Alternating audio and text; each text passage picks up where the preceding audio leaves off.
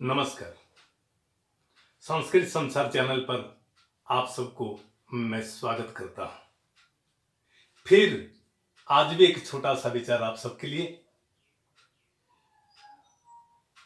एक श्लोक है, प्रथमे नार्जिता विद्या द्वितीय नार्जितम धनम तृतीय नार्जितम पुण्यम चतुर्थे किम करिष्यति। छोटा छोटा और अति सहज से बोधगम्य श्लोक से हमारे जीवन में बड़ा बड़ा परिवर्तन हो सकता है।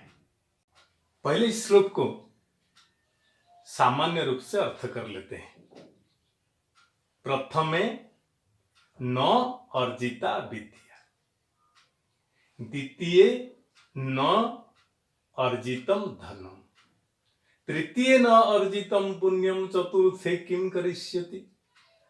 अति सहज है समझने में। यदि हमारे संपूर्ण जीवन को 4 भाग में बांट दिया जाए तो द फर्स्ट 1/4, यदि 100 साल है तो 25 साल, 80 साल है तो 20 साल, तो ऐसा एवरेज लिया जाए। एक जीवन यदि जीवन काल 100 साल का हो तो उसका पहला 25 साल गहन विद्या अध्ययन में लगा देना जरूरी है। हम पूर्व विचार में ये बात किए थे कि विद्या ददाति विनयम विनयाति याति पात्रतम पात्रत्वात् धनम आपनोति धनात् धर्मम ततः सुखम। जीवन का पहला 25 साल यदि विद्या में हम बिताए तो दूसरे जो 1/4 है, दूसरा जो 25 साल है तो धनागम होते रहेगा। और उस समय को धन के आगमन के लिए विद्या का प्रयोग करते हुए सही और गलत को विचार करते हुए जीवन काल के लिए धन का उपार्जन कर लेना चाहिए। कभी कभी लेट हो जाता है। आजकल धन का महत्व विद्या से भी बढ़ गया, लेकिन विद्या के बल पर ही धन का उपार्जन होता है।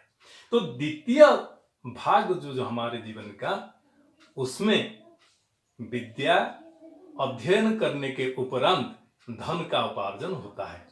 और जो थर्ड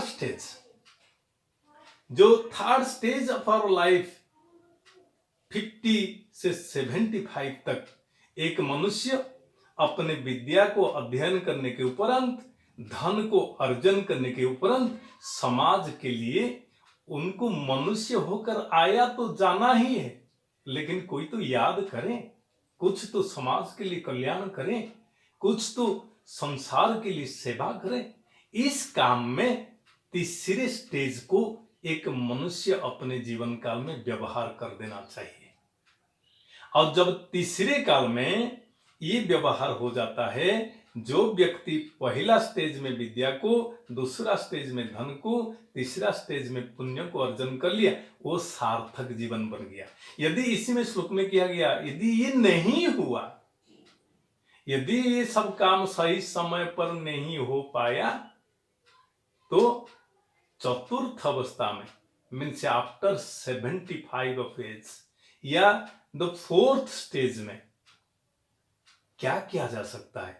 जिस समय पर ये हाथ, ये शरीर शिथिल हो जाता है, जिस समय और कोई कुछ करने के लिए शक्ति भी नहीं रहता है, उस समय चाहने से कुछ नहीं होता है।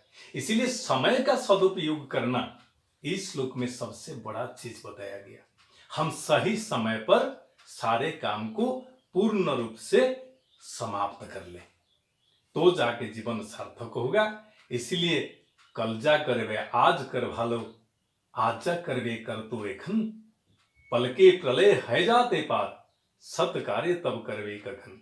समय का सदुपयोग करते हुए यदि हमारे बच्चे सही समय पर उचित शिक्षा को प्राप्त कर लिए, सही समय पर आवश्यक धन को उपार्जन कर लिए और उस धन के बल पर धर्म का अर्जन किए, तो शांति से ये जीवन जो जन्म हुआ वो सार्थक होगा। धन्यवाद।